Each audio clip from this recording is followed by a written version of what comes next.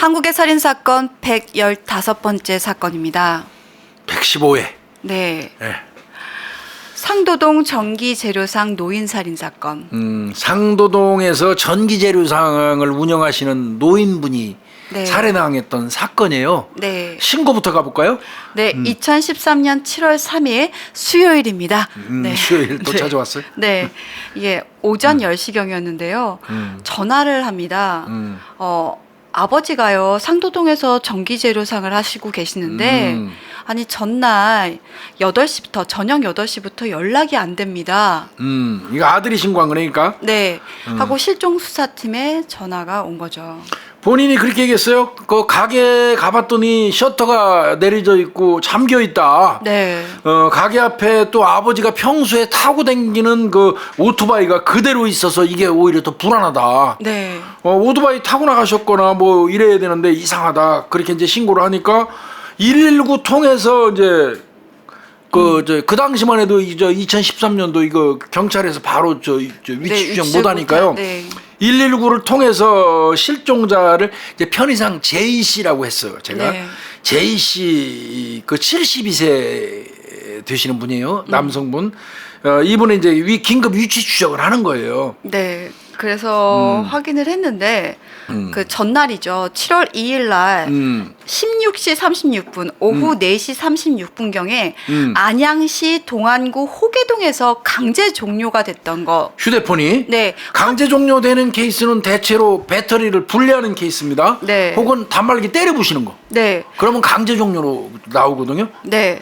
이게 확인이 된 거예요. 근데 안양시 호계동에서. 네.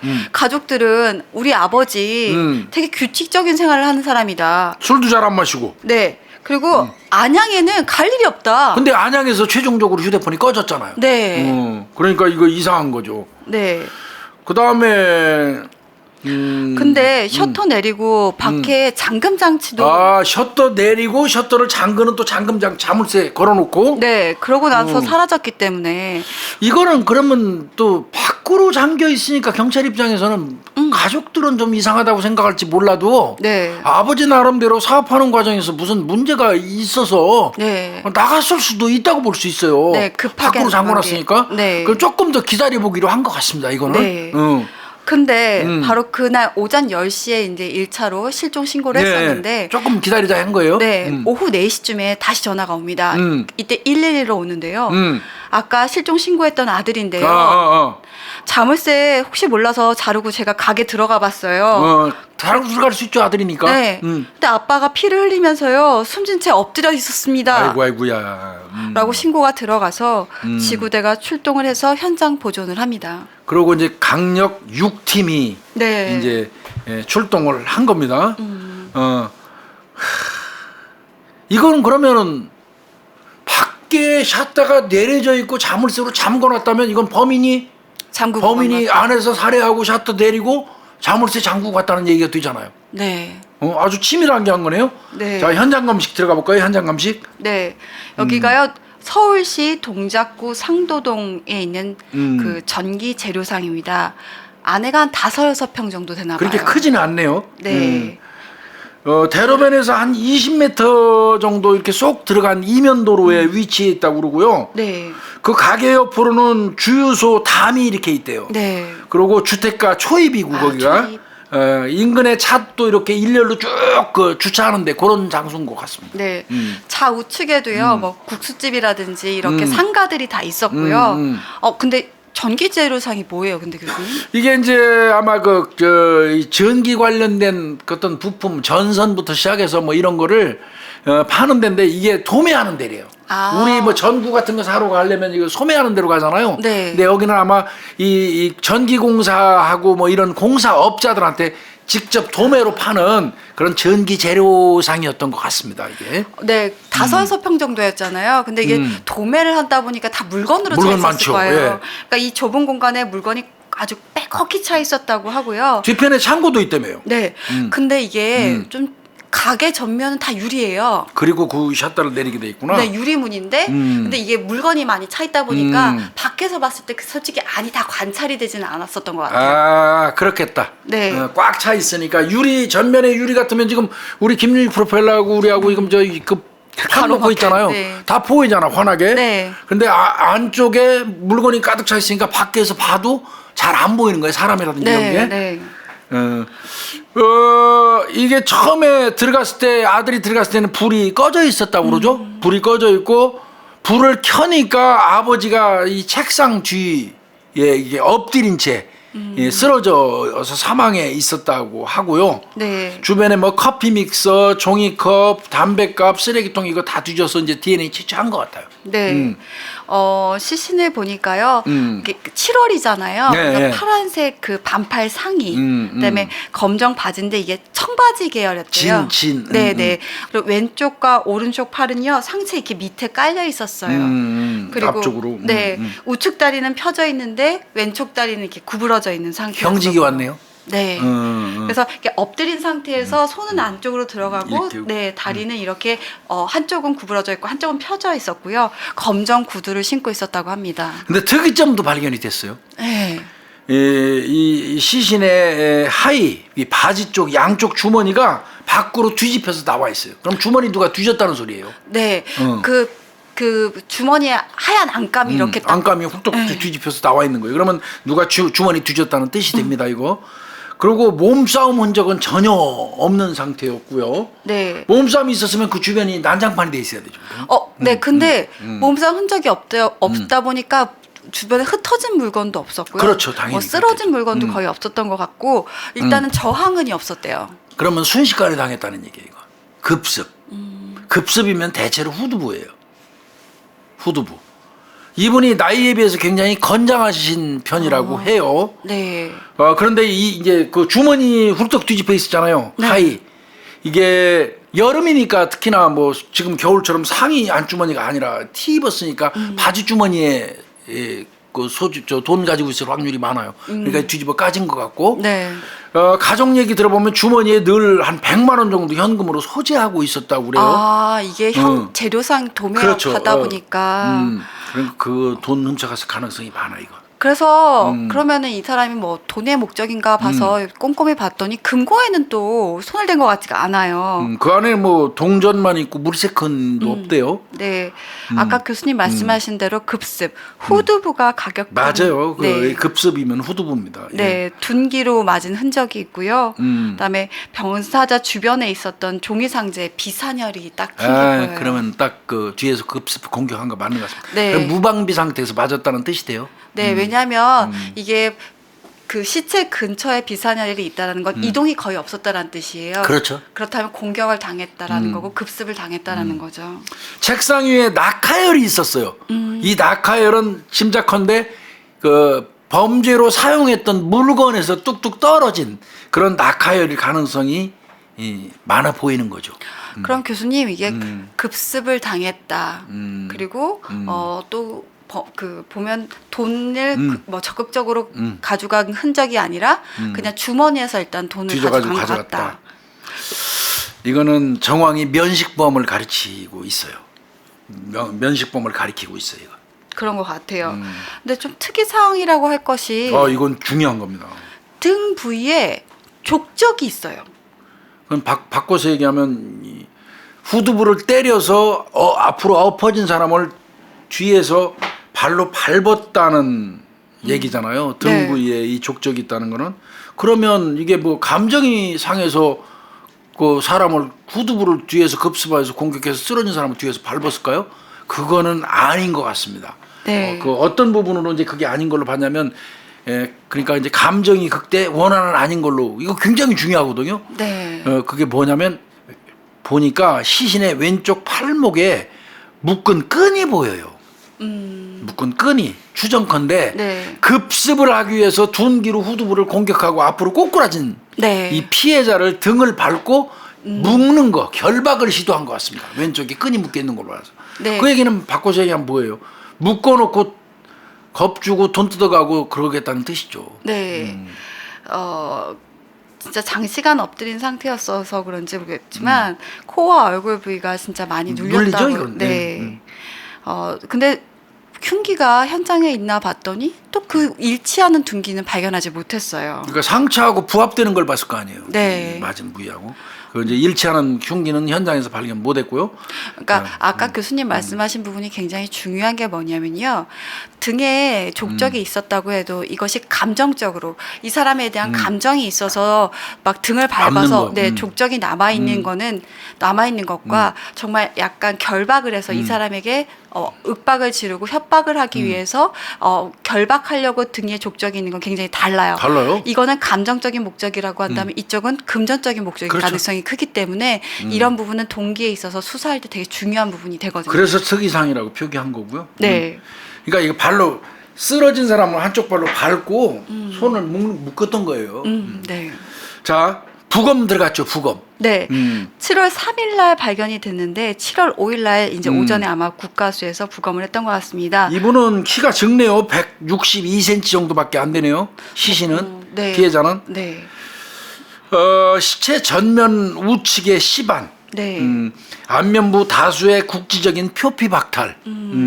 그리고 후두부는 7과 2cm, 가로 7, 가로 7. 세로 2, 그다음에 가로 6, 세로 2cm의 표피 박탈이 있었고요. 아, 여기에 경추가 골절됐어요. 목뼈가 부러졌어요. 네. 늑골도 늑골 골절 많네요. 좌측에 6번부터 12번까지 네. 밟거나 막 그거예요. 네. 우측에 8번, 9번. 늑골 골절이 있었고 팔다리도 방어창으로 추정되는 피하 출혈 네. 있네요. 네. 그래서 부검이는 뭐라고 그랬어요? 전신에 다수의 외력이 있었다고 하고요. 공격을 많이 했다는 얘기네요. 네, 직접 사인 같은 경우는 경추 손상, 목뼈가 부러져서 그다음에 속발성 쇼크. 갑자기 오는 쇼크. 속발성 쇼크. 근데 이거 결론을 내리자면 뭐냐면요. 후두부를 순식간에 가격을 해서 공격을 해서 제압을 하고요. 맞아요. 그 다음에는 폭행이 있었다라는 거예요. 근데 이게 폭행이 그래도 어느 정도 뭐 간단한, 그러니까 뭐 가벼운 게 아니라 좀 심한 폭행이 있었다라는 겁니다. 수사 이거는 면식범죄 염두에 두고 해야 되겠네요. 정황은 내가 볼 때 면식범을 가리키고 있어요. 네. 그럼 면식범으로 일단 염두에 두고 수사 들어갔을 것 같습니다. 당연히 그럴 거죠. 네. 그럼 뭐 이제 피해자 통신 내역부터 해야 되겠죠. 네. 그리고 마지막 목격자도 찾아봐야 되고. 네. 이때부터는 이제 모든 강력팀이 다 동원됐다고 그러네요. 네. 마지막 목격자 찾았습니다. 찾았어요? 네. 58세 남성인데요. 전기 설비업자예요. 아, 이건 전기 재료상 하시는 분이니까. 네. 피해자하고는 아주 잘 아는 사이라고 하고요. 그날 점심도 같이 먹었대요. 그럼 그 동선이 네. 2일 날 12시경쯤에 가게에서 한 200m 떨어진 식당에서 같이 밥하고 반주. 소주 한 병 나눠 마셨구나. 두 네. 분이. 그러고 나서 헤어졌는데, 그러고 나서 이제 전기 수리를 의뢰를 받고요. 자재를 가지러 갔나 봐요. 아, 이분도 전기 설비업 하는 사람이니까. 그래서 밥 먹고 헤어졌는데, 여기 수리 좀 해주세요라고 해서, 재료가 필요해서 다시 이 2시쯤에. 자재상으로 갔구나. 네. 오후 2시쯤에 자재상으로 갔었던 거예요. 그 현장으로 간 거네. 네. 그때는 문 열려 있었다고 얘기했어요. 네. 그러면 이제 이 마지막 목격자 같은 경우는 목격자로서의 기능도 중요하지만 이분의 알리바이도 이제 확인해 볼 필요는 있어요. 혹시 네. 모르니까. 네. 그래서 식사한 같이 했다는 식당도 가서 물어보고. 네. 그다음에 목격자 그 사람 집 주변에 CCTV 딱 분석해 보면 맞잖아요. 그러니까 이 사람은 용의군에서는 빠지는 거예요. 네. 그리고 마지막 목격자 나왔잖아요. 마지막 통화자. 그렇죠. 피해자하고. 네. 이 사람도 전기 설비업자였던 56세 남성입니다. 네. 이 사람은 물건을 사기 위해서 피해자 가게로 온 모양이에요. 네. 차 타고 와서 셔터가 내려져 있길래 가게로 전화를 했는데 안 받았다. 이게 보니까 이 피해자가 착신해놨나 봐요. 이게 전화 걸면 이제 휴대폰으로 이렇게. 그러니까 가게 전화들이 왜 이렇게 이동하는 경우가 많은 분들은 가게 전화를 자신의 휴대폰하고. 핸드폰으로 이렇게 오도록 착신 전화를 했는데 저희 아빠 엄마도 그렇게 착신 전화를 하시거든요. 장사하시는 분들이 이렇게 하시는데 이때 시간이 네. 15시 20분이에요. 오후 3시 20분. 2시에 마지막으로 받고 3시 20분에 왔는데 문은 내려져 있고 연락이 전화 안 안 된다. 받았다. 그러면 이제 범행 시간은 일단은 마지막으로 본 게 2시에 헤어졌잖아요. 네. 그러면 그게 14시였죠. 네. 14시부터 이분이 와가지고 전화 안 받는 시간 15시 20분 요 사이에 범행 시간으로 특정할 수밖에 없어요. 네. 그러면 이제 CCTV 수사하면 되겠지 이거. 그렇죠. 그래서 주변 CCTV가 이제 있으니까 확인해 보려고 했는데요. 건너편 주유소 아까 주유소 다 있다 그랬잖아요. 그래서 건너편 주유소 CCTV를 봤는데 이게 소득이 없어요. 이게 가게 방향으로 CCTV가 있기는 있는데 이게 아마 하필이면 그때 주유소 홍보용 플랜카드가 이렇게 쳐져 있으니까 CCTV에서 홍보용 CCTV 때문에 겨우 빈틈 있는 대로 사람 이렇게 먼 거리에서 드나드는 정도만 보이고 전체는 잘 안 보였던 것 같습니다. 그래도 그거는 중요해요. 네. 그것도. 그래서 이때 확인할 수 있었던 것 그래도 큰 소득이었던 게 범행 시간대를 보다 보니까 아까 그 주택 그가 초입에 있었다 그랬잖아요. 근데 큰 길에서 들어오는 차나 사람은 이 시간대 없어요. 그러니까 그거는 확인했네. 그 조금 보이는 틈으로도. 네, 근데 그러면 큰 길에서는 안 왔다. 그건 아닌 거네. 골목 쪽에서 왔겠다. 그렇지. 그러니까 주유소에 설치되는 그 CCTV는 큰 길에서 사람이나 차가 들어오는 걸 볼 수 있는 거야. 네. 근데 완벽하게는 안 보여. 왜? 주유소 홍보용 그 프레임카드 때문에. 그런데 그 틈으로도 그래도 들어오고 나가는 건 보이는 거예요. 거기서 소득은 얻은 거예요. 네. 그 순간 그러면 이 범인은 큰 길을 통해서 들어온 건 아니다. 그 시간대 아까 얘기한 14시부터 15시 20분 사이에 큰 길을 통해서 안 왔다. 그러면 저쪽 골목 쪽에서 온 놈이다. 네. 그러면 이제 그쪽으로 CCTV를 연계해야 되겠죠. 근데 우리가 아까 현장 설명할 때 말씀드렸던 게 골목길에 차들이 많이 주차돼. 일렬로 주차해 있었다 그랬잖아요. 블랙박스 봐요. 오케이. 블랙박스 봐야겠죠. 네. 근데 이게 아이고 안타깝게도 대부분 일시 주차. 잠깐 섰다 가는 것들. 그거 찾기도 힘들어요. 근데 한 대 찾았어요. 오, 네. 산타페 하나를 찾았는데 거기에서 블랙박스를 경찰이 확보합니다. 거기 봤더니 13시 26분에 현장 쪽으로 걸어가는 남자 하나가 나와요. 그 차 블랙박스에서. 요 산타페 블랙박스 찾는데 고생 무지하게 했다고 그러더라고요.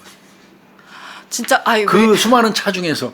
그러니까. 그래서 13시 26분경에 현장 쪽, 그러니까 이제 큰 길 쪽 아니고 골목 쪽, 그쪽으로 걸어가는 남자가 발견됐는데 그 사람은 큰 키래요. 그리고 검정색 상하의를 입었어요. 네. 한 손에 우산을 들었네. 왜냐하면 제가 이날 조사를 했어요. 비가 왔어요. 강수량이 51.5ml. 비가 왔구나. 한 손에 우산, 한 손에 신문지를 들고 있고요. 네. 커피 형태의 음료를 들고 있어요. 이런 거 무지하게 중요합니다. 이거. 네. 범인으로 추정되는 사람이 들고 있는 그런 소지품 같은 거는 경찰 수사하는 데 있어서 정말 중요하거든요. 근데 교수님 분명히 봤는데 이 사람이 다시 나오는 모습 14시 06분에 2시 16분에 그냥 다시 나오는 장면이 딱 목격이 된 거예요. 그러니까 들어간 거는 13시 26분. 다시 그 사람이 나온 거는 14시 06분이면 한 30분, 40분 정도 머물렀네. 근데 우리가 2시에 이 피해자를 목격했잖아요. 그래요. 그렇죠. 14시경에 밥 먹고 헤어졌다고 그랬잖아요. 그러면은 이거 아닌데? 아닐 수도 있겠는데. 네. 그래서 경찰도 그렇게 생각한 것 같아요. 13시 26분에 들어갔던 남자가 뭐 들고 있었고 이 사람이 의심스럽다고 생각했는데 14시 06분경에 이 사람이 다시 나오는 걸 보니까 그 전 마지막 목격자가 2시에 헤어졌다고 그랬잖아요. 네. 그러면 이 사람은 배제해야 될까 보다 이런 생각을 했던 것 같아요. 네. 그런데 다시 이거 사람을 바꿨대요. 관찰 CCTV 보는 사람을. 바꿔서 또 다시 CCTV를 봤다는 겁니다. 다시 봤더니 14시 22분경에 이 남자가 다시 들어가요, 현장으로. 이래서 크로스 체킹 진짜 엄청 중요한 겁니다. 14시 06분에 그 사람이 다시 나왔잖아요. 네. 들어갔다가 나왔어요. 그래서 이거 2시에 헤어졌으니까 14시 06분이고 14시에 봤으니까 이 사람 아닌가 보다 하고 털으려고 그랬는데 크로스 체크 해가지고 다른 형사가 또 봤더니 이 남자가 14시 22분경에 다시 현장으로 들어가는 게 나와. 그리고 거기에 또 자세히 또 보니까 피해자 가게 앞에서 쭈그리고 앉아있는 모습도 보여. 그 남자가. 그럼 이제 가게 앞에. 그 다음 시간들을 보면 되잖아요. 근데 불행하게도 그 순간 산타페 블랙박스는 끝. 이동해버린 겁니다. 산타페가. 그러니까 동선이 끊겨버린 거예요. 얼마나 여기서 답답했겠어요. 자, 그러면 우리가 이제 일단은 이 남성이 유력한 용의자라는 그렇죠. 건 맞아요. 그리고 큰 키에 상하이, 검정색, 우산, 커피, 신문지. 그럼 이제 여기서 달라붙기 시작하는 게 딱 나오네요. 내가 봐도 나와요 이거. 커피. 커피입니다. 커피. 커피 자세히 봐야 돼요. 왜 그러냐면 일반적으로 커피를 들고 움직인다는 얘기는 커피 그 근처에 산 거예요. 네. 광화문에서 커피 사갖고 여기 여의도까지 안 들고 와요. 도중에 내려놓죠. 그죠? 네. 더더군다나 걷는 사람이. 네. 그렇다면 커피 그 인근에 산 거예요. 네. 커피 가게 이거 마시면서 걷는다는 거는 그 근처에 산다는 소리거든요. 왜 다시 이 사람 찾아요라고 할 텐데 이 CCTV에는 큰 키 정도밖에 안 나왔다는 그렇죠. 거예요. 그럼 이 사람의 얼굴을 명확하게 확인하기 위해서는 커피 사는데 찾아야죠. 네. 커피 그 근처에 산 거 분명합니다. 걸어가면서 이 커피를 들고 왔다는 얘기는 그 근처에서 분명히 산 거고 인근 사람일 개연성이 높아요. 네. 그러니까 주변 가게 뒤지면서 이제 하는 거죠. 그런 과정에 마트에서 용의자 얼굴을 확보하게 돼요. 마트에서. 산 거를 확인한 거죠. 그러면 이제 이 사람의 얼굴을 확보를 한 거잖아요. 신원 파악만 남았는데 그래서 혹시 몰라서 또 시간대가 겹쳤던 아까 그 처음 목격자. 왜냐면 14시 06분에 나왔잖아요. 아까 13시 몇 분에 26분에 들어갔고 그러면은 마지막 목격자는 분명히 14시에 거기 있었다고 했는데 헤어졌다. 그렇지. 네. 그러면 이 사람 봐야지 봤을 수도 맞아요. 봐야지. 네. 봤어야 맞아요. 그러니까 이 사람 다시 데려와요. 네. 이제 유력한 용의자는 14시 06분이 나왔잖아요. 그러면 14시에 헤어졌다는 사람 알아야 봤어야지 맞거든요. 네. 그래서 다시 불러요. 선생님 2시에 헤어진 거 분명히 맞죠?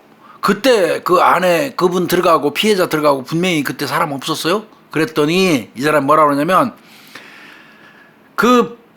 본인은 밖에서 물건만 싣고 왔대요. 헤어지면서 밖에서 물건만 싣고 왔기 때문에 안에 들어가지는 않았는데 안에 손님이 있는 것처럼 보였대요. 그런 느낌은 들었다. 그렇지만 명확하게 내가 들어가 보지 않았기 때문에 기억은 잘 안 난다.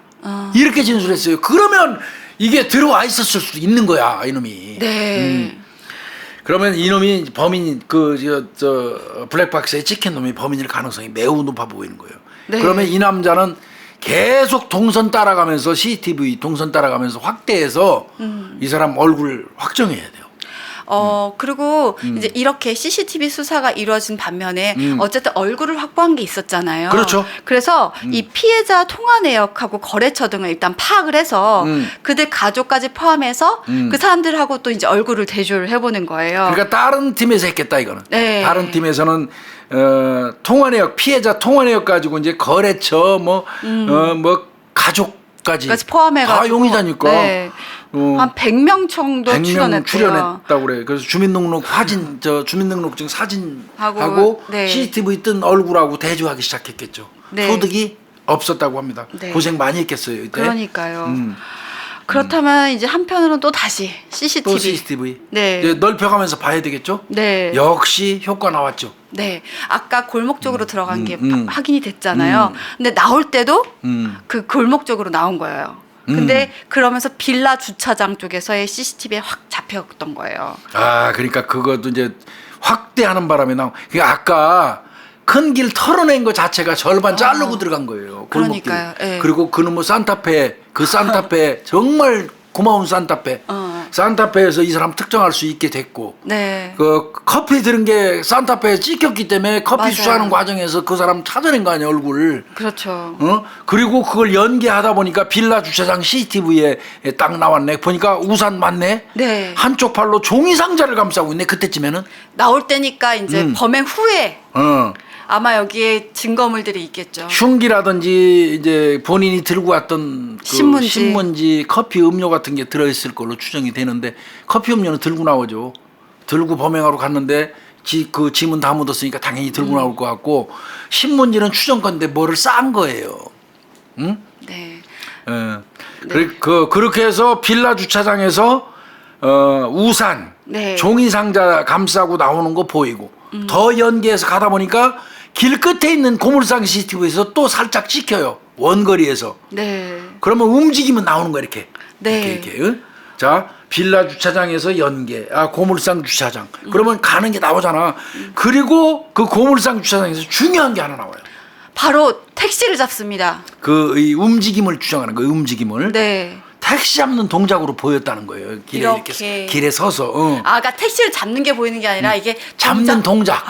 잡는 것 같은 동작. 그 도로변에서 고물상 CCTV에서는 CCTV 각도 때문에 택시를 딱 특정할 수는 없는데 그 길에서 뭔가 잡는 거, 택시 잡는 걸로 추정되는 그런 동작이 보인 거예요. 그러니까 이거는 요건 택시 타고 사라진 거다.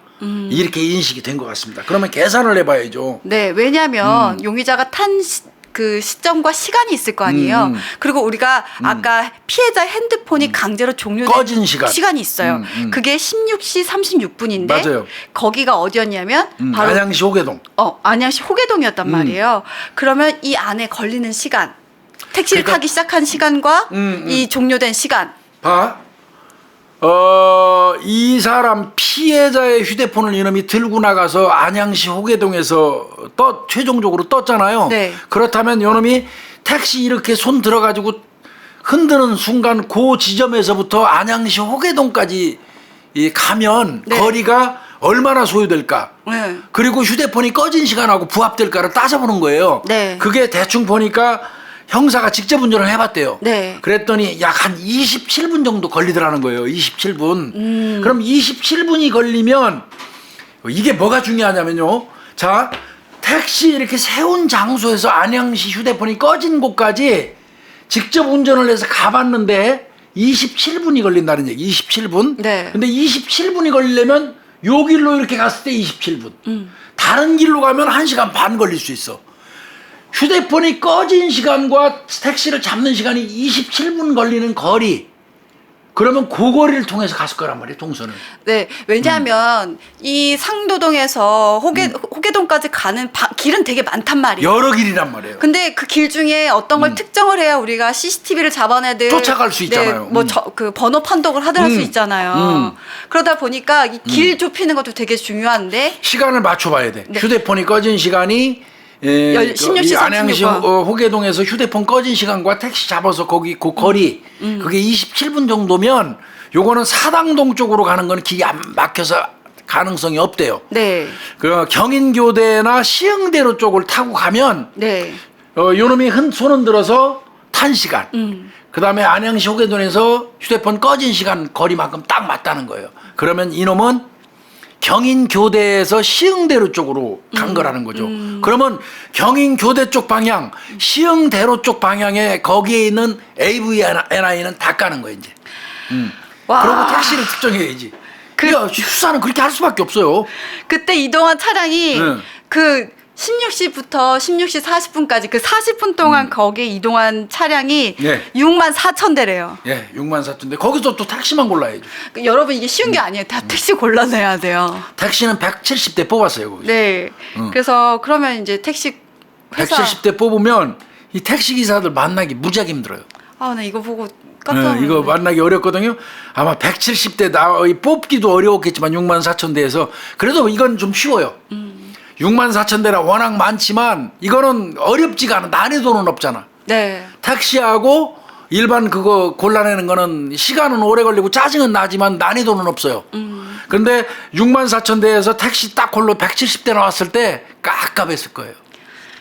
아이고 170대 이거 언제 만나지? 이거 언제 이거 기사분들 다 만나냐. 이거 깝깝해질 거예요. 그래도 할 수 없어. 이거 가야지. 네. 택시 회사다가 일단 공문 발송해가지고 기사들 전화번호를 전부 확인을 해야 돼. 회사에서 협조 안 해주면 안 돼요. 기사분들 전화번호 확보하려면. 그래서 170대 기사분들의 전화번호를 확보해서 일일이 전화해요. 그래가지고 기사님 어디 계세요? 계시면 저희가 가서 만나 뵐게요. 이런 식으로 하는 거예요. 그나마 거기에서 콜택시 같은 경우는 GPS가 있어갖고 이동 그 위치가 이게 나오기 때문에 쉬워요. 콜택시 같은 경우는 고마웠을 거예요. 네. 그리고 이제 어떤 경우는 죄송한데 좀 와주시면 지금 계신 데가 어디세요? 어디입니다. 그러면 거기서부터 경찰서까지 오시고 다시 가시는 왕복요금 저희가 드릴게요. 우리 돈 줘요. 아니면 형사가 만나러 가거나. 이게 이제 택시 그 수사죠. 이거 무지하게 힘듭니다. 요거 요런 수사 저도 해봤어요. 그러니까 우리는 쉽게 말씀을 드리지만 이게 엄청 장시간이도 하고 그냥 알았다고 하시는 분뿐만 아니라 아마 짜증 내시는 분들도 분명히 있을 거예요. 그러면 영업방해 하는 건데 거의. 네. 그래서 이게 그래도 이런 수사가 있어야 또 하나하나씩 밝혀지니까요. 근데 또 한편 그 인근 지역에 CCTV가 또 더 있으니까 다 넓히면서 계속 해야죠. 또 150개소. 고생했네요. 그리고 우리가 처음에 했던 그 산타페 이것도 또 다시 했어요. 네, 이게 크로스 내가 크로스 체킹하고, 체크 제가 늘 말씀드리지만 또 산타페 블랙박스 또 봤어요. 그랬더니 이 산타페가 거기서 산타페에서 또 왕건이 건집니다. 왕건이 건져. 이 산타페가 동네 거주자분의 차량이었대요. 늦게 다시 오는 분이에요. 그러니까 그분. 네. 그러니까 이게 우리가 이제 사실 16시 26분에 떠난 것만 이제 생각하고 그렇죠. 있었는데 그리고 이제 안 봤죠 그 뒤로는. 네. 근데 이분이 이제 낮에 일보러 갔다가 다시 또 돌아와서 주차를 했는데 그러면 그때부터 또 찍혔을 거 아니야. 네. 그래서 그걸 확인해 봤더니 저녁 6시 7분 18시 07분에 이 현장에 다시 그러니까 이 범인이 이놈이 나타난다는 거예요. 이놈이 와갖고 셔터를 올리고 가게 안을 살피고 네. 그게 나와요. 네. 이때는 옷차림이 달라져 있어요. 그럼 어디서 옷을 갈아입고 왔네? 그러니까 이 새끼가 잠시 사라졌다가 옷 갈아입고 다시 와서 열쇠를 가지고 온 것 같아요. 자물쇠를. 그리고 샷다 내리고 잠그고 가버리는 거예요. 이거 완전 계획범죄인 거예요. 이거는 왜 그렇겠어요? 샷다를 그 안에 사람 죽여놓고 샷다를 일단은 사람 죽여놓고 급하니까 택시 타고 사라졌던 거예요. 그쵸. 응? 사라졌다가 곰곰이 생각하니까 안 되겠어. 다시 어딘가에 가서 옷을 갈아입고 다시 거기 와서 셔터 내리고 아무데도 발각 안 됐으니까 셔터 내리고 사람들 못 들어가게 자물쇠를 하나 구해온 거예요. 잠궈버린 거예요. 잠궈버린 거. 이거는 발각을 지연시키기 위해서 이제 그렇게 한 거란 말이에요. 네. 이건 범인이 명백한 거죠. 이놈은 이제. 그쵸. 그러면 이놈은 100% 범인이에요. 이거. 그렇죠. 그냥 가버렸으면 혹시라도 모르겠지만 다시 와서 문까지 잠그고 본인이 그렇죠. 갔다라는 거는 범인이 확실시 된다라는 거죠. 그리고 우리가 이제 CCTV 동선을 아까 150개소를 확인해본 결과 동선이 파악됐는데 범인이 대방동 그 공군회관에서부터 도보로 왔다는 거예요. 그래서 골목으로 온 거예요. 골목 쪽으로 큰 길로 안 오고 이것까지 이제 동선 파악이 된 거예요. 그러니까 이때부터는 이놈만 잡으면 되는 거예요. 이제. 네. 이제 확실히 범인이에요. 이거는. 근데 우리가 이제 수사를 하다 보면 그 범행의 그 행동들을 보다 보면 알 수 있는 것들이 있어요. 근데 이 사람 지금 전과자일 가능성이 굉장히 높다고 본 거예요. 아주 높죠. 네. 아주 높죠.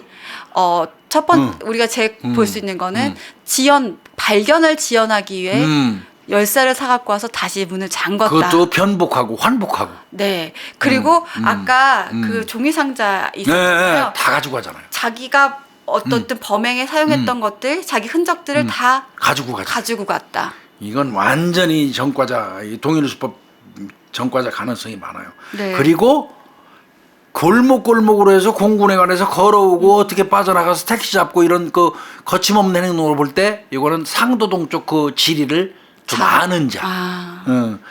그래서 이제 이런 때는 또 경찰이 하는 게 방법 없어요. 거주자 중에서 최근에 출소한 놈 전과 그러니까 뭐 강도 이런 그 동일수법 전과자 조회를 하겠죠. 네. 당연히 합니다. 그래서 나이는 이제 그 나왔잖아요. 대충 네. 40대에서 60대로 본 거예요. 근데 저 교수님 매번 볼 때마다 놀랐지만 상도동 일동의 그 동일 전과잖아 이러는데 40대 60대만 추렸는데도 수만 명이 나온 거는 그건 전국 거. 전국 거 동일수법 전과자 뽑고 네. 상도동 쪽에 연고 있는 사람 하나하나 이제 빼가는 거예요. 이거 하나하나 비교해야 돼요. 그쵸. 이거 좀 짜증나고 막 그렇죠. 근데 그럴 것 같아요. 저는 이거는 안 해봤는데 사진 계속 보다 보면 헷갈릴 것 같아요. 근데 이제 형사들은 특징점을 잡아요. 특징점. 제가 늘 말씀드리지만 특징점을 잡아요. 네. 전체가 풍기는 뉘앙스를 그리는 능력이 좀 있어야 되고요. 사진을 봐서 전체를 그 유추하는 그 능력이 생겨요. 하다 보면. 그리고 저희가 적성 검사 볼 때 교수님도 기억나세요? 저희 적성 검사 때 뭘 보냐면 몽타주로 이렇게 해가지고 네, 맞아요. 그 특징 잡아내는 그 시험도 봐요. 맞아요. 그래서 그 적성 검사가 등급이 너무 낮으면 점수가 낮게 나와요. 그 수사 파트 근무하기 어려운 사람들.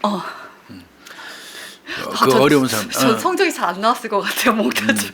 그러니까 이거는 40대에서 60대 대한민국에 있는 동일수법 전과자 수만 명 나오죠.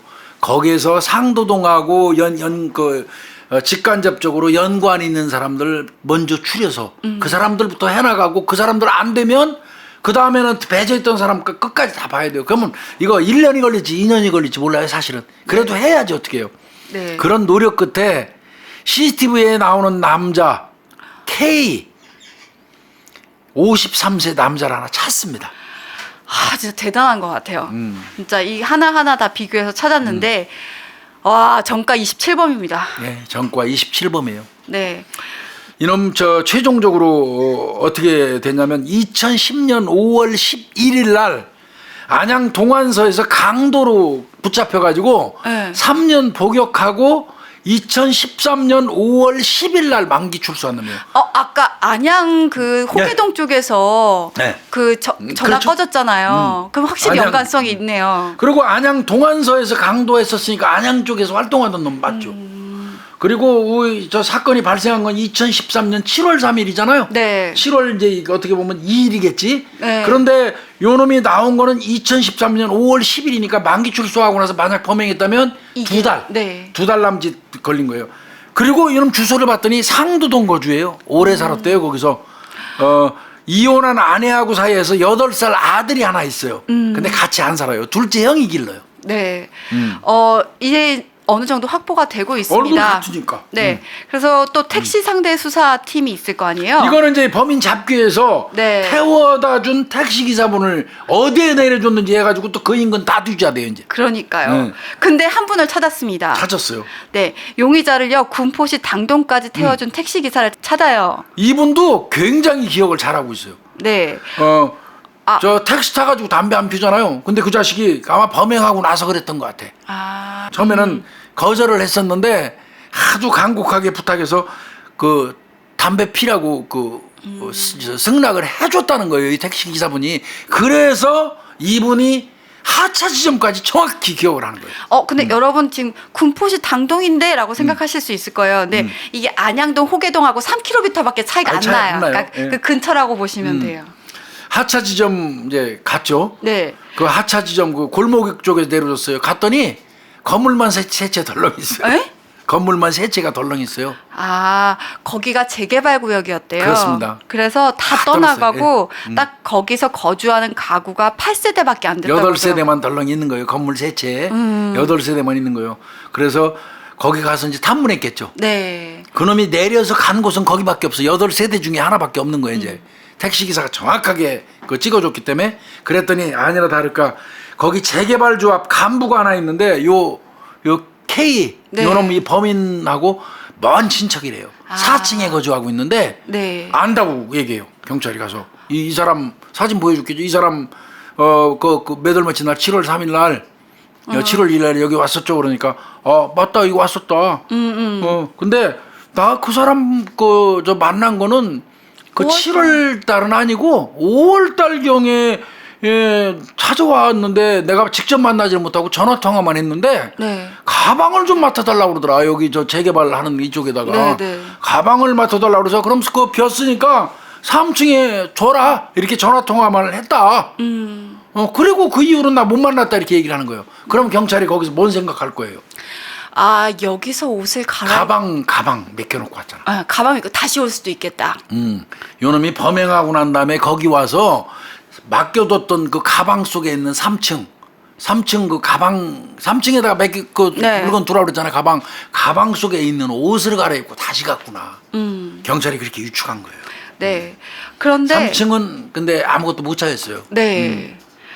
그렇게 수사가 진행되고 있는 반면에 또 DNA 당연히 아까 그 종이컵, 과학수사는 진행되죠. 종이컵이랑 아까 가게에 있었던 물건 DNA 네. 의뢰했잖아요. 네. 근데 여기서 7월 7일 날 종이컵에서 DNA가 발견됐는데 이 K 우리가 찾아낸 K와 일치합니다. 데이터베이스에 또 돼 있어요, 이놈은. 아마 그 강도 강력범이기 때문에. 때문에. 네. 그러니까 딱 떨어지게 일치하는 거예요. 얘는 볼 것도 없이 빼도 박도 범인이에요, 이건. 범인이면 이제 검거를 해야 되잖아요. 검거가 이제 문제예요, 검거. 네. 이 K가 휴대폰도 사용을 안 합니다. 안 해요. 은행 계좌도 사용을 안 합니다. 예. 인터넷도 사용을 안 합니다. 네. 게임도 안 해요. 네. 2009년도 이후로요 게임 자체에 로그인한 기록이 없대요. 그 아예 이거 어지간하면 인터넷 좀 사용해주면 좋은데 그러니까요. 이게 답답한 거죠. 그러면 이 경우는 이제 조심스럽게 이제 가족들한테 접근해야 돼요. 이놈이 갈 곳은 가족밖에 없어 이제. 네. 그래서 가족들한테 협조를 구하기 시작했어요. 네. 근데 또 은밀히 알아보니까 가족하고 사이가 엄청 안 좋아 이놈이. 그래서 가족들을 이제 조심스럽게 협조를 했는데 보니까 어머니가 한 분 계시는데 큰형님이 모시고 살아요. 큰형님이.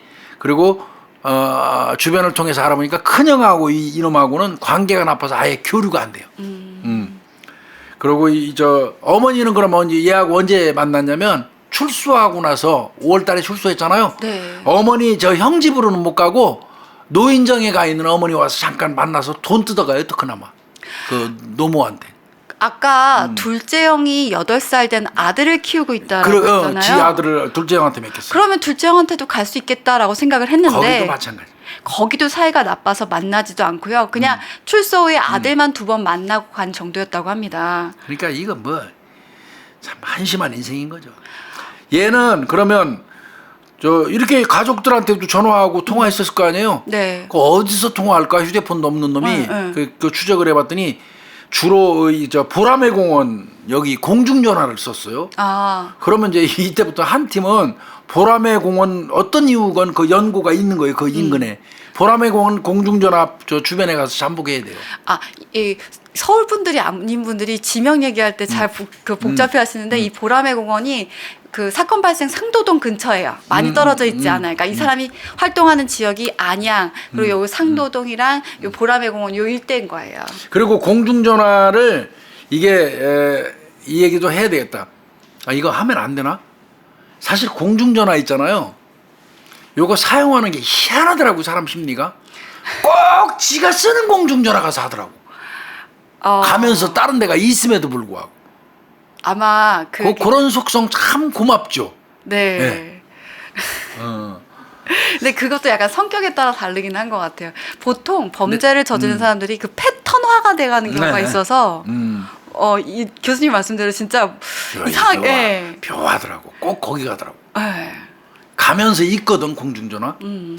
그런데도 꼭 거기만 가서 공중전화 하더라고. 그렇다고 이거 예비 범죄자 새끼들 착각하지 마라. 이건 내가 하는 얘기고. 근데 저도 약간 제 스스로한테 그게 느끼는 게 굳이 더 가까운 길도 있거든요. 근데 제가 사용했던 그 길을 자꾸만 쓰게 되는 저도 그런 게 있더라고요. 그런 부분이 없잖아. 있죠. 하여튼 요 놈은 가족들한테 전화를 할 때 늘 보라매 공원 공중전화에서 전화를 해요. 휴대폰 없고. 그러면 보라매 공원 공중전화 잠복은 2명 배정되는 겁니다. 잠복 들어갔어요. 예, 그리고 이제 중요한 거 있죠. 사실 이러면 안 되는데 어쩔 수 없어요. 아들은 만나러 오거든요, 범인이. 그렇죠. 예, 또 이미 2번 만나고 갔고, 그리고 어디서 못된 짓 해가지고 돈이 좀 생겨도 아들한테는 가게 돼 있어요. 그러니까 당연히 어린애 미행해야 됩니다, 형사가. 네. 그래서 아이를 보고 있는데 그러면서 이제 그 아이가 이제 만나고 갔잖아요. 네.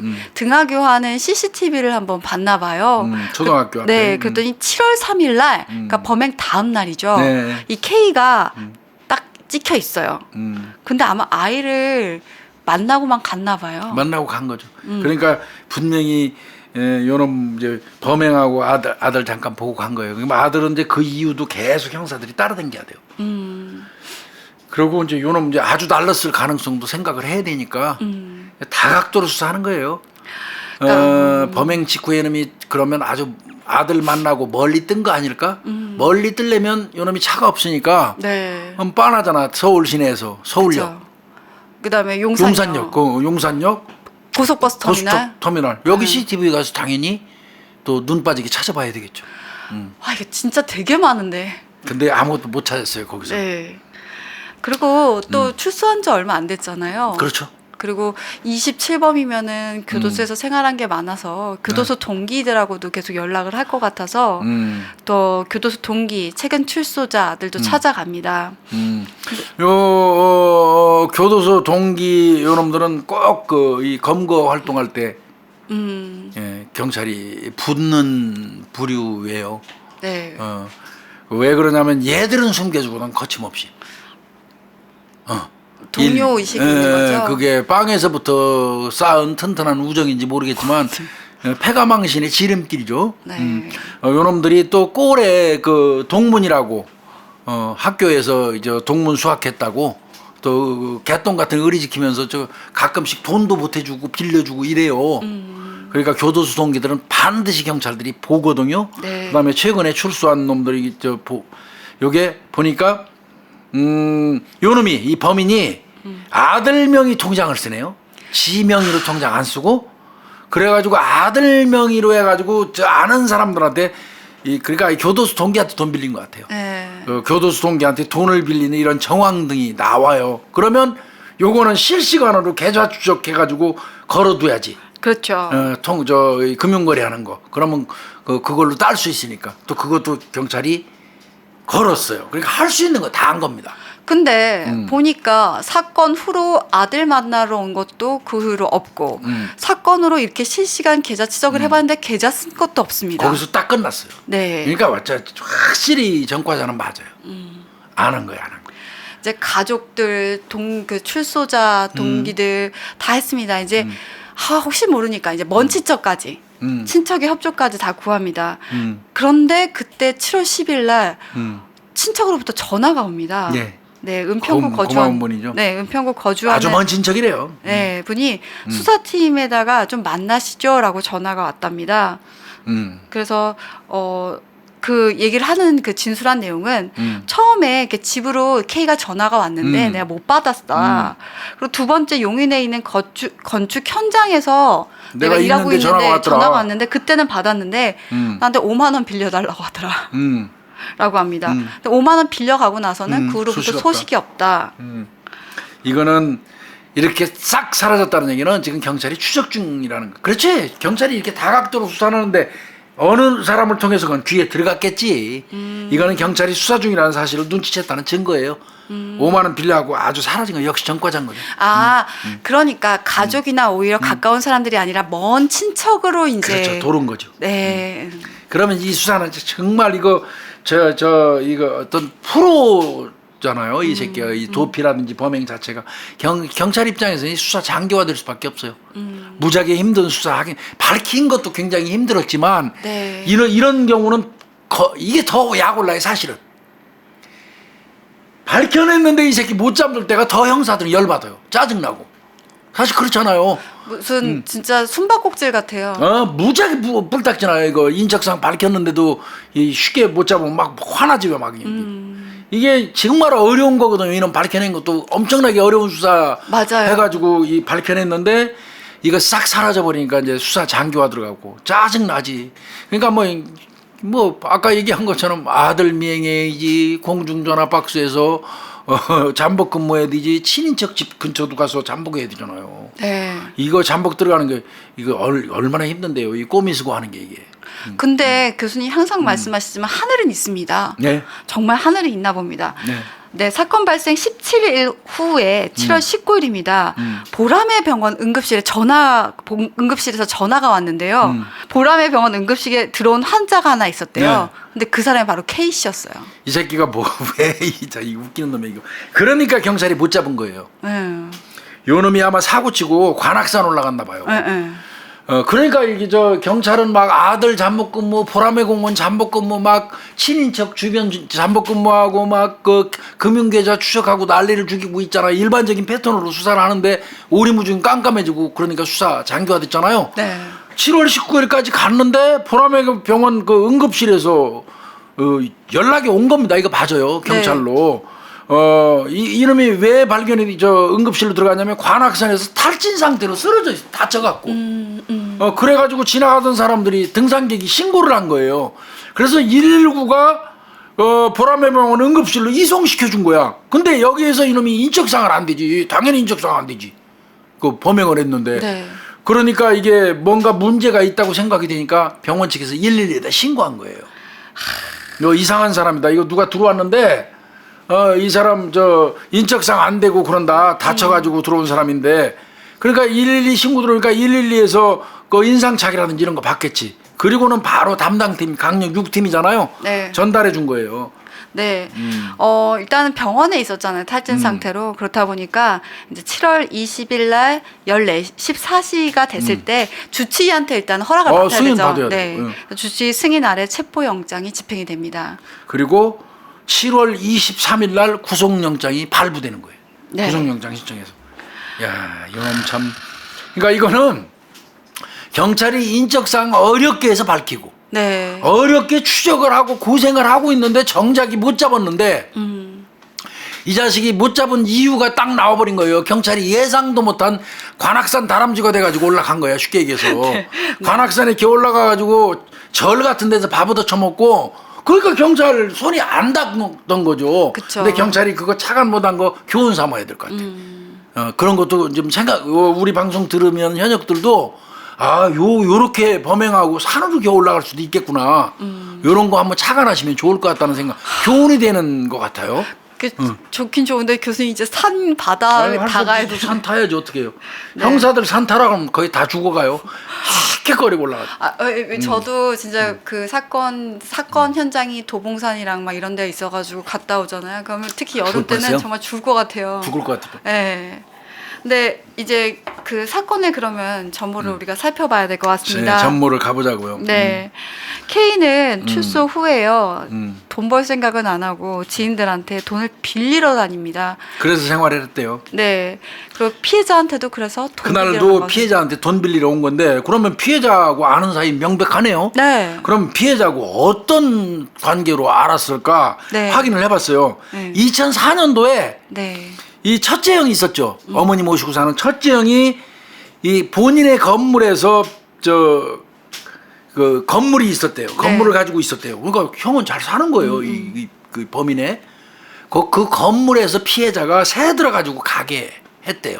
네. 그러니까 이때는 형 그 가게. 근데 그 형이 이제 뭐 했냐면 그 오락실을 운영했던 모양이에요. 건물 사가지고. 네, 네. 그리고 한쪽에는 이제 전기재료상 그 세를 줬던 것 같고.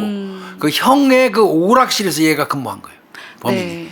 예. 그러면서 이제 그 오락실에는 전기재료 많이 들어가요. 그쵸. 저 사러 왔다 갔다 하면서 면이 튼 거예요. 그래서 서로 알게 됐던 거예요. 네, 그리고 나서 이제 2006년에 피해자가 이제 그 지금 현재의 장소. 네, 건물에서 다시 현재의 장소로 이사를 하게 된 겁니다. 그래서 7월 2일 날 K는 피해자한테 돈을 빌리러 갔는데요. 당연하죠. K가 아니 너 형도 부자인데 왜 건물까지 가지고 있는데. 왜 나한테 돈 빌리러 와? 거절했겠지. 네. 그래서 아까 잠깐 나갔다 그랬잖아요. 그래서 밖에서 담배를 피고 나와서 다시 그게 아마 쭈그리고 앉아 있었다는 게 그거였던 것 같아요. 밖으로 나와서 이놈이 담배 한 대 피우더니 다시 들어가서 또 한 번 부탁을 했는데 네. 이건 어디까지나 이 자식 얘기예요. 네. 만약 다이렉트로 아마 범행했을지도 몰라요. 네. 또 여전히 거절을 하면서 오히려 역정을 내더라. 그래서 내가 순간적으로 욱해가지고 가게 안에 있던 쇠파이프로 공격해서 살해했다. 그 시간이 7월 2일 날 14시 29분이다. 네. 이렇게 얘기했어요. 네. 그리고 주머니에서 현금 16만 원, 네. 지갑에서 신용카드 한 장을 들고 나왔다. 요게 이제 이 범인의 이야기입니다. 즉 말하면 욱해서 우발적이다 이거죠. 네. 그리고 현장에 있던 쇠 파이프를 사용했다. 그러면 그 쇠파이프 나와야 되는데 네. 그런데 그 대조했잖아요. 처음에 현장 나갔던 경찰들이 네. 상처의 모양과 부합하는 둔기 못 찾았잖아요. 네. 그런 굵기의 쇠파이프 가게 안에 없었거든요. 네. 그리고 그 사업장은요 쇠파이프가 필요 없는 전기재료상이래요.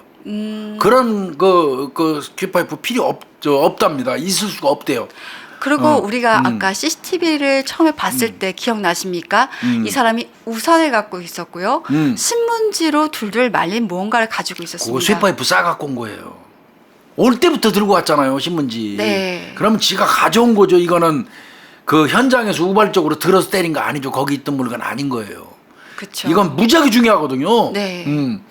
그렇기 때문에 분명히 그러면 흉기를 갖고 왔을 가능성이 있는데 이 K는 마지막까지도 아니다. 난 흉기는 현장에 있었던 걸 썼다. 라고 주장을 했습니다. 그러니까 계획범죄도 아니고 우발범죄라고 버티는 거죠, 이놈이. 네. 그래서 너 왜 그러냐? 너 빨리 불어라. 추궁하면 네. 나 조사 안 받아. 나 못 역시 받겠다. 전과자예요. 역시 전과자. 그러면- 끝까지 부인하면서 검찰에 송치. 끝까지 이 흉기 관련된 부분 오리발 깠어요. 그럼 경찰이 결국 구중 못하고 검찰로 송치한 거죠. 근데 어차피 안 부를 거니까요. 네. 왜냐면요 전과자들은요 특히 이렇게 전과가 많으면 초반에 불 거는 팍 다 물어버려요. 아, 그러면 그리고 절대 안 부인할 거는 끝까지 부인해요. 그리고 아니요. 이거 지한테는 이거 무작위 중요하잖아. 계획범죄인지 우발범죄인지 이거 무작위 중요하잖아요. 네. 그러니까 끝까지 안 부를 겁니다. 이거는. 그러고 나서 피해자를 살해하고 나서 셔터문을 닫았대요. 일단은 왜냐면 바깥에서 유리문이니까 목격이 그렇죠. 될 수 있으니까. 그리고 자신이 만졌던 물건 그리고 흉기를 그 박스에 담아서 나왔다고 역시 합니다. 예측한 대로. 네. 그리고는 택시 탔죠, 그렇죠? 네. 역시 그래서 군포시 당동까지 가서 그 자기 먼 친척한테 그 재개발하는데 3층 빌렸잖아요. 가방 네. 맡기는 곳. 거기 맡겼던 가방 속에서 옷 갈아입었대요. 거기 옷이 있었나 봐요. 그거 갈아입고 다시 택시 탔어요. 네. 그래가지고 대림역에서 내렸답니다. 그래서 대림역에서 박스 있잖아요. 그거 버렸어요. 그러니까 그거 버리고 밥 처먹어요. 그리고는 다시 피해자 가게로 와서 살펴보고. 아마 봤겠죠. 그랬더니 지금까지도 발견한 흔적이 없는 없네. 거예요. 그러니까 이거 안 되겠다. 조금 더 지연 그럼 시켜볼까? 라고 해서 자물쇠를 사갖고 와서 시정을 하고요. 그러고 나서 본인은 다시 도주를 하는 겁니다. 자, 이제 돈 16만 원하고 카드 하나 훔쳤죠. 네. 카드 가지고 역시 그 버릇 개 못 줘요. 단란주장 가서 100만 원 선결제 탁 해요. 나 오늘 100만 원어치 먹을 거야. 이거 저 범인들 수법이에요. 우리 일반인들은 정 PD랑 나랑 술 먹으러 가면 일단 시켜서 먹고 난 다음에 얼마예요? 계산하고 카드 주잖아요. 네. 근데 이 전과자들 훔친 카드 사용할 때 꼭 요지랄들 해요. 딱 들어가서 나 오늘 저 선결제 하십시오. 나 오늘 100만 원 이거 다 먹을 거예요. 탁 줘요. 아, 주인 오늘 제대로 장사하는 거지. 100만 원 쫙 긁어요. 예. 그다음 술 막 시켜요. 근데 절대 100만 원치 안 먹습니다. 한 50만 원어치 먹고 아우 도저히 못 먹겠네. 이거 어떡하지? 그 선결장 그럼 현금으로 10%뭐 띄고 그냥 현금으로 내주시오 남은 거. 그래도 장사 입장에서 손해 아니니까 네. 또 그런 단골 잡기 힘들잖아요. 과감하게 내주거든요. 요 새끼 그런 식으로 했어요. 그러니까 100만 원 선결제하고 술값 제외하고 15만 원 현금으로 받아갖고 나와요.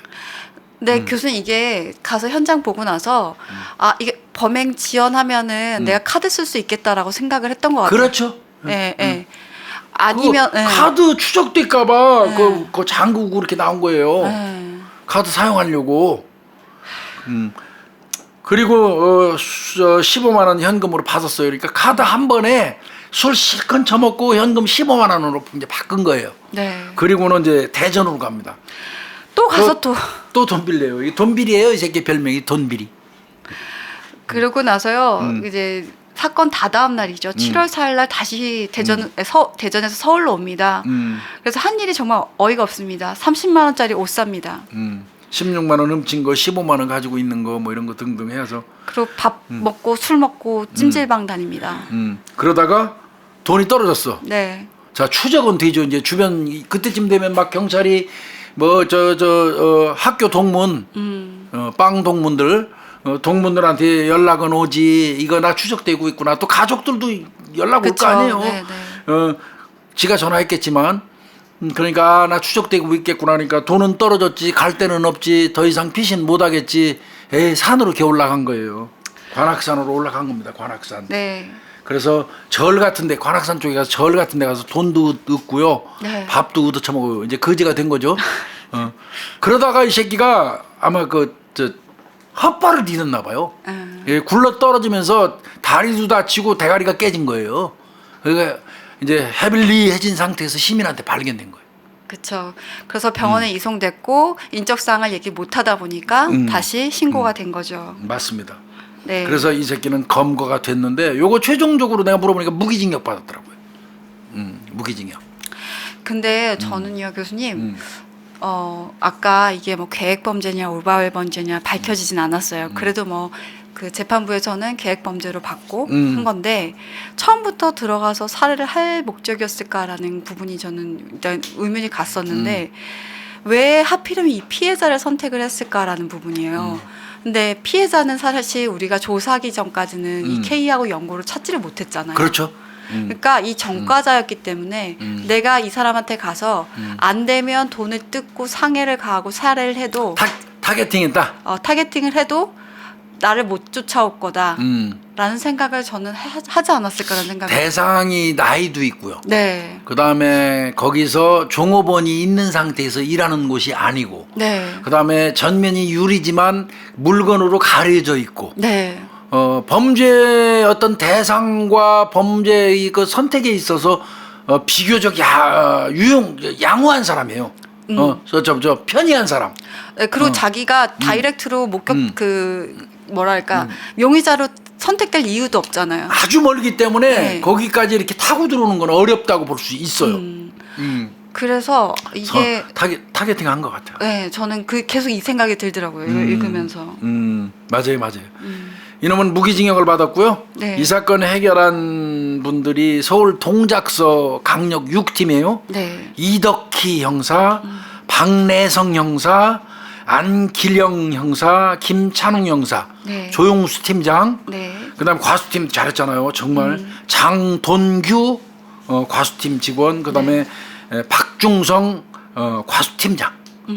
여러 사람이 이 사건 수사 정말 치밀하게 과학적으로 잘했습니다. 진짜 아쉬운 거는 네. 형사손으로 수갑을 못 찔렀다는 거. 가장 안타까우셨을 거예요. 수사했던 팀들이. 그냥 허탈했다고 그래요. 좀 약오르고 좀 허탈했다고 그래요. 그래도 어찌됐건 돌아가신 분의 한은 풀어드렸잖아요. 네. 저는 근데 이 사건 보면서 또 한 번 느끼게 됐던 게 출소 후에 2개월 후에 이렇게 살인 사건을 해요. 네. 근데 진짜 그 출소 후 한 3, 4개월 안에 이런 범행이 일어나는 경우가 굉장히 많은데 지금 K도 나와서 일을 하는 게 아니라 돈을 빌리러 다녔잖아요. 그러니까요. 일을 안 하죠. 그러니까 출소 후에 재사회화가 안 된 상태에서 계속 나오다 보니까 이런 범행이 끝없이 일어나고 교도행정의 어떤 과제예요. 같이 나온다라는 건 출소했다라는 건 어차피 사회 일원으로 우리가 같이 살아야 될 운명이라는 조두순이 거잖아요. 같은 놈한테도 그렇게 네. 생활 저 기초생활 수급비까지 줘야 될 입장이잖아요. 그러니까 진짜 이게 어떻게 보면 교도소 자체에 수감돼 있는 것보다 재사회화를 어떻게 하는가를 우리가 다시 생각해 볼 문제인 것 맞아요. 같아요. 근데 이 사건 전체적으로 정말 상당히 수사는 잘했는데 네. 마지막에 형사손으로 수갑을 질르지를 못했어요. 딱 질러가지고 끌고 올 때 그냥 그 희열감 아주 미치는데. 그러니까 저는 제가 한 번도 못 느껴본 건데 교수님 보면은 그게 있을 것 같아요. 내가 수사에서 이거 따가지고 들어올 때 그 기분 말도 못해요. 그 맛에 또 하기도 하고요. 미친 듯이. 어떤 이거 상도동 전기 재료상 노인분 살인 사건 명복을 빌고요. 네. 예. 전 항상 그 생각해요. 이게 우리가 사건을 해결해서 사건이 이제 종료되고 피해자에서 얘기가 끝나지만 가끔 아버지가 돌아가신 걸 직접 목격했던 아들은 어떨까? 네. 만약에 트라우마 엄청나죠. 네. 그것도 그냥 돌아가신 걸 목격한 것도 아니고 살해당한 모습을 목격하는 거잖아요. 그래서 사건은 정말 이게 단순히 피해자와 가해자에 대한 문제가 아니라 그 주변에 있는 모든 사람들에게 아픔을 주는 것이 아닐까라는 생각을 해요. 그럼요. 진짜 이게 참 한 명의 범죄자고 한 명의 어떤 악마일 수도 있겠지만 사회에 미치는 영향이라는 건 진짜 크구나라는 것 같아요. 이거는 어떤 그 유가족들한테 그 심심한 위로 좀 보내고요. 돌아가신 분 명복을 빌겠습니다.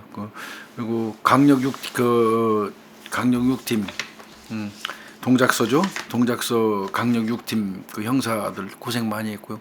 아쉽겠지만 잘한 겁니다. 이 정도면 수사 잘한 거고 비난받을 이유도 없고 네. 수사 잘한 겁니다. 그리고 또 고생하신 분이 한 분 더 계십니다. 우리 교수님입니다.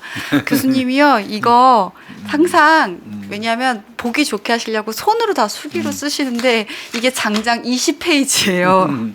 교수님 이거 쓰시다가 죽을 뻔했다고 하시는데 항상 이렇게 뭐 사실 잠깐 뭐 한두 시간의 녹화를 위해서지만 엄청난 조사를 하시고 또 이걸 다 일일이 손으로 적으시는 우리 교수님께 여러분 오늘 더 한번 아니요. 박수 보내주세요. 고생했어요. 오늘 특히 우리 김유미 프로파일러 오늘 분석을 많이 해줘서 그 앞사건, 그 중요 사건, 네. 그 동선 그 뒤집힌 거, 네. 그 부분 그 진술 분석 관련된 거는 압권이었어. 아, 네. 네. 나도 큰 거 배우고 갑니다. 예. 아닙니다. 네, 수고했습니다. 네, 교수님 수고하셨습니다. 네.